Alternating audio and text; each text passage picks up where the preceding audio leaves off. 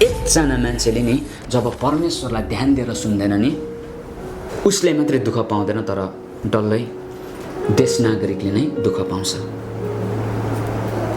मैले भन्नु चाहेको कुरा चाहिँ के हो भन्दै गर्दा विश्वासको ढोका चाहिँ सुन्नै हो, तर यो सुन्ने भागलाई चाहिँ हामीले कहाँ राख्दैछौँ त्यो चाहिँ एकदमै महत्त्वपूर्ण कुरा हो। तर म आज तपाईँहरूलाई बताउन चाहन्छु, जसले सुन्न चाहिँ सुरु गर्छ नि उसले कस्तो ठुलो काम गर्न सुरु गर्दछ, उसले नि बोल्न सुरु गर्छ। विश्वासको जस्तै विश्वासको कार्य चाहिँ कति बेला प्रकट हुँदो रहेछ भन्दै गर्दाखेरि ओके एकछिनको लागि भाइ सिमोनसँग भयङ्कर विश्वास छ उहाँले भन्नुभयो, तर त्यो भनेको कुरा चाहिँ प्रमाण होइन विश्वास भएको। तर विश्वास चाहिँ कति बेला प्रमाण हुन्छ भन्दै गर्दाखेरि जब त्यो विश्वास चाहिँ क्रियाशील हुन्छ, जब त्यो विश्वासले चाहिँ काम गर्छ। अनि त्यो विश्वासले काम गर्नको लागि सुन्नुहोस् एकदमै गहिरो कुरा, विश्वासले काम गर्नको लागि चाहिँ नि हामीले बोल्नु सक्नु पर्छ। नत्र भने विश्वास त छ, नबोल्दै गर्दाखेरि नि संसार आज हाम्रो दाजुभाइहरू मरिराखेको छ, दिदीबहिनीहरू मरिराखेको छ। तर उनीहरू बाँच्नु हो, उनीहरू फर्किनु हो भनेदेखि चाहिँ नि विश्वास चाहिँ नि बोलीबाट कार्यमा देखा पर्नुपर्छ। मलाई मजा लाग्यो प्रभु परमेश्वरले स्वर्ग अनि पृथ्वीलाई बनाउँदै गर्दाखेरि कसरी बनाउनु भयो? पवित्र आत्मालाई भन्नु भएन क्यौ, गैँती ल्याउ पवित्र आत्मा, पुत्र प्रभु येशू ख्रीष्ट तिमी बेलजा ल्याउ, स्वर्गदूतहरू तिमीहरू चाहिँ इँटा ल्याउ। त्यो किसिमले कहिले पनि स्वर्ग बनेन, त्यो किसिमले कहिले पनि पृथ्वी बनेन। तर स्वर्ग अनि पृथ्वीको सृष्टि चाहिँ कसरी भयो भन्नुहोस् त? मुखले बोल्दै गर्दा। उत्पत्तिको किताब त हामी सबले पढेका छौँ नि। अँध्यारो देख्दै गर्दाखेरि परमेश्वरले नि त्यो अँध्यारोमाथि चाहिँ नि उज्यालो भन्दै गर्दा उज्यालो भयो। आमेन। कस्तो शक्तिशाली कुरा छ बोल्नु भन्ने कुरा। तर त्यो बोल्ने आँट चाहिँ कहाँबाट आउँदो रहेछ भन्नुहोस् त?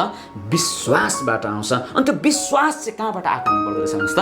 ख्रीष्टको प्रचारबाट आएको हुनुपर्दो रहेछ। पत्रुसहरू अघिल्लो समयमा रोगी बिरामीहरूलाई डरसोरी बोलेर प्रार्थना गर्दै गर्दा रोगी बिरामीहरू निकै हुँदैन थियो। तर त्यही पत्रुस, त्यही प्रेरितहरू जब पवित्र आत्मा आएको बादमा उनीहरूमा विश्वासको भाग चाहिँ बढेर गयो नि, अनि उनीहरूले कस्तो आँटले चाहिँ भन्न सुरु गर्यो, मसँग सुन अनि चाँदी चाहिँ छैन, हिरा मोती चाहिँ छैन, तर नासरतको येशू ख्रीष्टको नाम यति नै बेला म तँलाई हिँड्ने आज्ञा गर्छु, हिँड भन्दै गर्दाखेरि लम्बाट चाहिँ जुरुक्कै उठ्यो। आमेन। कस्तो चाहिँ होला आँट चाहिँ कहाँबाट आयो भन्नुहोस् त? ख्रीष्टको प्रचारलाई सुन्दै गर्दाखेरि, ख्रीष्टको प्रचारलाई सुन्दै गर्दाखेरि। तर ख्रीष्टको प्रचार चाहिँ फेरि कहाँबाट आएछ भन्दै गर्दाखेरि पवित्र आत्माको प्रेरणाबाट आएको छ। आजको दिनमा दुःखको कुरो चाहिँ के लाग्छ भन्दै गर्दाखेरि जसलाई पनि नामको अगाडि अगमवक्ता लेख्नु मनपर्छ, पास्टर लेख्नु मनपर्छ, अपोस्टल लेख्नु मनपर्छ, टिचर लेख्नु मनपर्छ, इभेन्जलिस्ट लेख्नु मनपर्छ, थुप्रो रेभरेन्ड डक्टरहरू लाउनु मनपर्छ, तर त्यसले कहिले पनि काम गर्दैन। आजको दिनमा चाहिँ तपाईँले युट्युब खोल्नुहोस् कि सबैजना अगमवक्ता भन्ने आइराखेको। म आरिस गरेको होइन, निन्दा पनि गरेको होइन, तर तपाईँहरूलाई होसियार गराउनु चाहे टाइटलले कहिले पनि काम गर्दैन। ओहदाले, पास्टरले, प्रेरितले कहिले पनि काम गर्दैन। एउटा पास्टरले सही काम गर्नु पर्यो भने त्यो पास्टरमा पवित्र आत्मा हुनुपर्छ। एउटा अगमवक्ताले सही ठिक काम गर्नु हो भने त्यो अगमवक्तामा पनि परमेश्वरको आत्मा नै हुनुपर्छ। तपाईँले पुरानो नियम हेर्नुभयो भने नि अगमवक्ताहरूलाई सोध्नु जान्थ्यो कि उनीहरूले जबसम्म परमेश्वरको आत्मा आउँदैन त केही कुराहरू भन्नै सक्दैन थियो। अनि कतिजनाले त यो पनि भनेको छ, गाउनेहरूलाई बोलाइदेऊ, बजाइदियोस्, गाइदियोस्, अनि परमेश्वरको आत्मा आउनुहुन्छ तब मात्रै म भन्छु।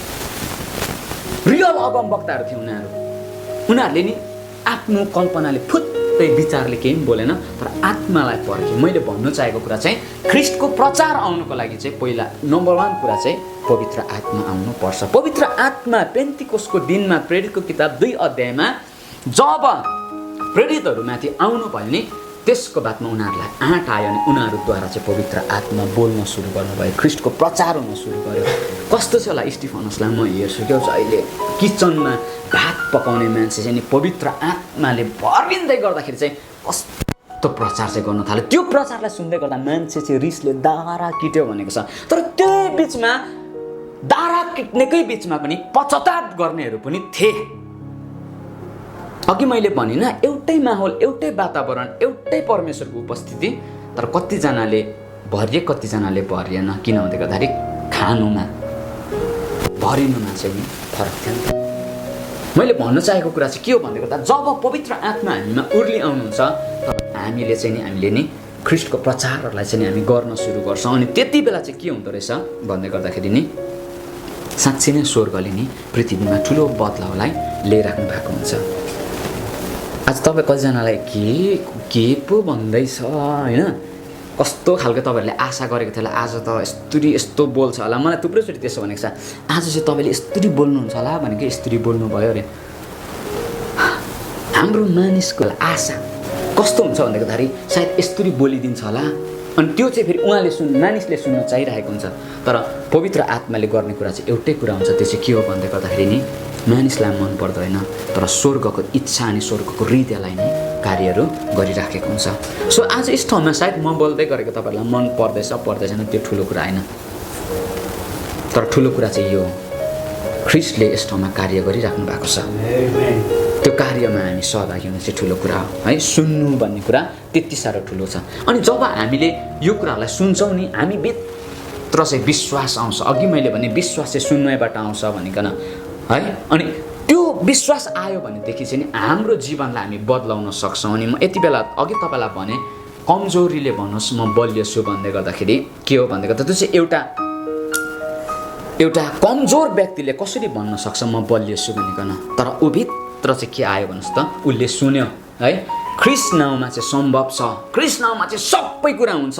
अनि त्यो कुरालाई उसले विश्वास गर्यो अनि त्यो विश्वास चाहिँ नि उसको जीवनबाट बोल्न चाहिँ सुरु गर्यो। अनि हामीले कति सुनेको प्रभु येशू ख्रीष्टले खानुभएको कोर्राको चोटको शक्तिले हामी निको भएका छौँ भनिकन, तर कुरा चाहिँ यो छ, चर्चा हुन्छ मलाई यहाँ दुख्दैछ, यो हुँदैछ, यो आइया भइरहेको छ, थुप्रो चर्चा हुन्छ तर हामी बोल्न सक्दैनौँ उहाँले खानुभएको कोर्राको चोटको शक्तिले हामी निको भएका छौँ भन्ने कुरा। किन भन्दै गर्दाखेरि हामी भित्र नि हामीले अर्कै कुराहरू सुनेका छौँ अनि अर्कै विश्वासले चाहिँ काम गरिराखेको छ। तर ख्रीष्टको प्रचारलाई सुनेको भने चाहिँ हामीमा त्यो विश्वासले काम गर्थ्यो, जुन विश्वासले चाहिँ हामी भन्न सक्थ्यौँ कि म निको भइसकेको छु। म घरिघरि मेरो दिनलाई फर्केर हेर्छु, भुँडी चिर्दिएको थियो, दुख्दै थियो, रगतहरू राम्रो सुकेको थिएन, तर एउटै कुरा भित्र हुँदै थियो, म निको भइसकेँ, म चङ्गाइ भइसकेँ। तर मैले बुझेको थिएँ कमजोरीले भन्नुहोस् म बलियो छु भन्ने कुरा है।